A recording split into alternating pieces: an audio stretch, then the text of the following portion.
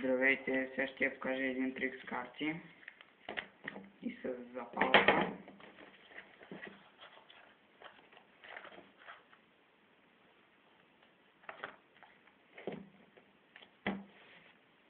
Така.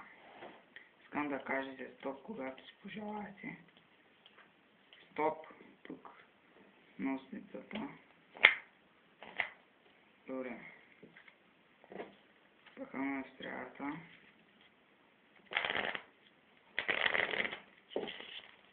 Размесваме.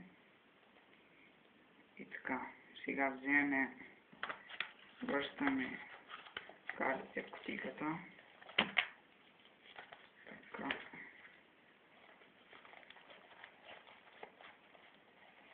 И вземем запалката и нагряваме кутийката.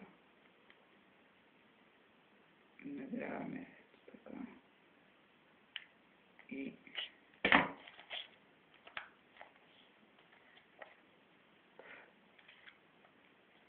погледнете сега какво се е случило.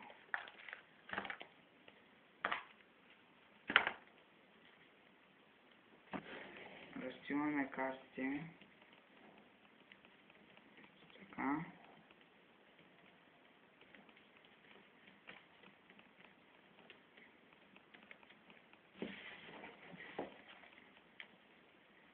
Разстиламе картите.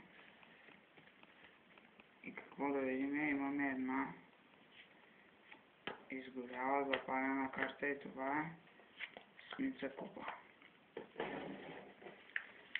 Това беше трикът. Надявам се, че ви е харесал. До другия път.